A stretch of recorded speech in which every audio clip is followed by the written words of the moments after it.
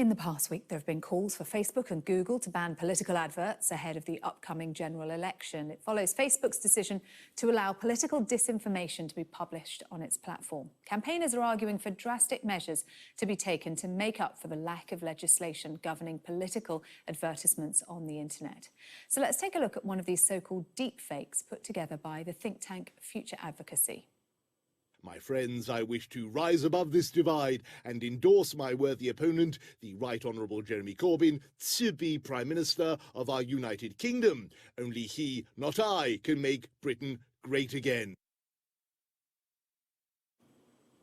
Well, with me now is the creator of those deepfake examples, the head of the Future Advocacy think tank, Areeq Chowdhury. Hello to you, Areeq. Thank you very much for being with us.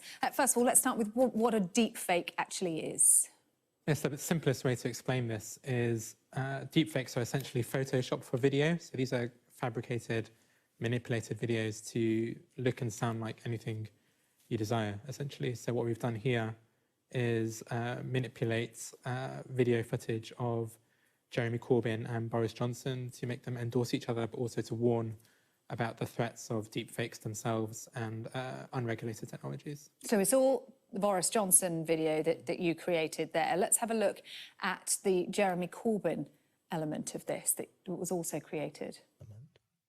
I'm urging all Labour members and supporters to consider people before privilege and back Boris Johnson to continue as our Prime Minister. So what was the point that you wanted to make, Areeq, with these deepfakes? We want to raise maximum awareness, essentially. We don't really want a single politician to go to bed tonight not knowing what a deepfake is. These technologies now, like the ones we've produced, this is like the infancy of this technology. It's only going to get better. And if we think about the conversations we have around fake news and misinformation currently, it's trivial compared to this kind of video content. So what we want to do is raise awareness amongst politicians and urge them to come together to actually enact legislation to prevent these manipulating our democracy in any way in the future. Because as things have stood so far, we've been so slow to regulate social media platforms with even the most basic forms of fake news and misinformation. So just talk us through the technology and the process that you go through to create a video like this. You start by identifying an original video, do you? Yeah, so we worked with the UK-based artist Bill Posters, who was behind the Mark Zuckerberg deepfake a while back, if you remember that. How the process actually works is, yes, you use a source video of each of the subjects.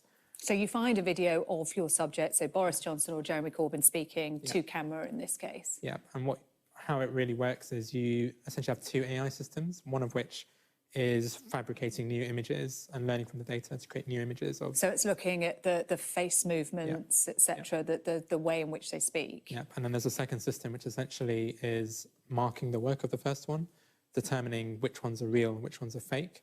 And then this process continues for several hours until the error rate is quite high and the videos look quite convincing. So that's one major part of it. The second part of it is we use a voice impersonator to do the voices of Boris Johnson and Jeremy Corbyn. So that part isn't automated, unlike the video elements of it, which actually should give us more faith that this isn't a threat immediately now. Once that section becomes because you listen to them, if you listen to them, you would know. Yeah, and you still need a talented person in the middle doing the voice, right? And once this becomes... Yeah, you need a human being there who's once that becomes automated, which it is happening, there's lots of research now on synthesizing audio as well.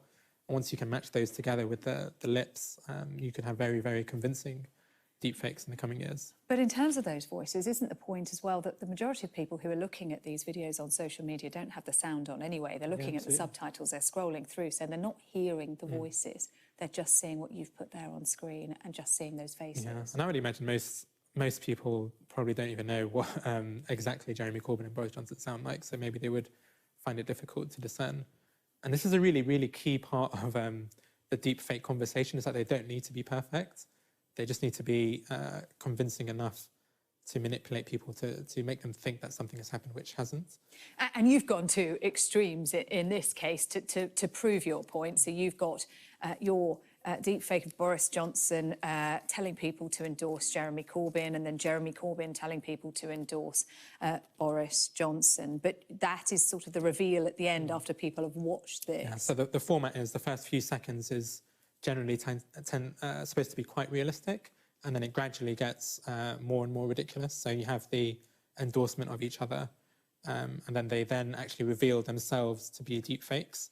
And then, so it's not supposed to be one big risk here was actually creating misinformation. It's very obvious that these are fake. So you almost have to go bigger with what you're doing to make it obvious. We've done that specifically just to be, we don't want to put out... You don't want to be putting out. We don't want to fake misinformation. So it's very obvious within these deepfakes that they are fakes. And obviously this comes at a time when we have been talking a lot, as you said, about political advertising on Twitter, which has banned it, Facebook, which hasn't, and the regulation or lack of around that. I mean, one of Britain's greatest exports at the moment actually is policy ideas around digital regulation.